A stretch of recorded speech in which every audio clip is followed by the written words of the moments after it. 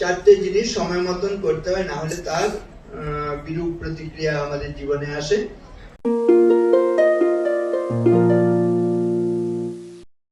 বলো, বিদ্যাভ্যাস,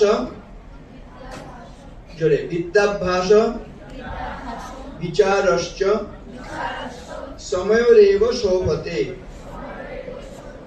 বিবাহশ্চ বিবাদশ্চ সময়োরেব শোভতে। দেখো, চারটে ব দিয়ে চারটে শব্দের উল্লেখ করেছি আমি এখানে, বিদ্যা, বিচার, বিবাহ এবং বিবাদ, তাই না?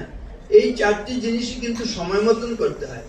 তুমি যদি প্রথম 25 বছরের মধ্যে বিদ্যা লাভ না করো, পরে বৃদ্ধ বয়সে বিদ্যা হবে না। বিদ্যাভ্যাস বিচারশ্চ মানে ভাবিয়া করিও কাজ, করিয়া ভাবিও না, তাই না? আগে ভেবে চিনতে ভালো কাজ করছি, সঠিক না বেঠিক সেটি জেনে আমরা সঠিক কাজটিকে বেছে নিয়ে করব। তাহলে বিদ্যা, বিচার, বিবাহেরও একটি সময় রয়েছে, যখন তখন বিবাহ করতে, মজা করতে গিয়ে এই কথাগুলো বলা হয়েছে, তাই না? আর বিবাদ মানে ঝগড়া করারও সময় আছে, যখন তখন ঝগড়াও করতে নেই। আবার বলে, বিদ্যাভ্যাস বিচারশ্চ সময়োরেব শোভতে, বিবাহশ্চ বিবাদশ্চ সময়োরেব শোভতে।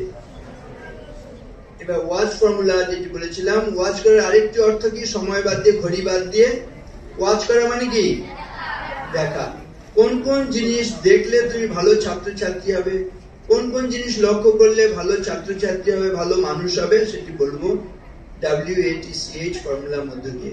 W ফর, বলো, W for word, A for action, T for thought, C for character, বা তোমরা অনেকে জানো H ফর হ্যাবিট। ঠিক আছে? তাহলে এই কয়েকটি জিনিস সম্বন্ধে সাবধানে থাকবো। আমরা কি কথা বলছি, ভালো কথা না খারাপ কথা? এ হচ্ছে অ্যাকশন। আমরা সুকথা বলছি না কুকথা বলছি? অ্যাকশন। সু কাজ করছি না দুষ্কর্ম করছি? ঠিক আছে? তাহলে W দিয়ে ওয়ার্ড, A দিয়ে অ্যাকশন মানে কাজ, কুকর্ম করছি না সৎকর্ম করছি? T দিয়ে থট, কুচিন্তা করছি না সুচিন্তা করছি? T দিয়ে থট, C দিয়ে ক্যারেক্টার, ভালো চরিত্র হচ্ছে না দুশ্চরিত্র হচ্ছে? H হচ্ছে হ্যাবিট, অভ্যাস আমার তোমার ভালো হচ্ছে না খারাপ হচ্ছে?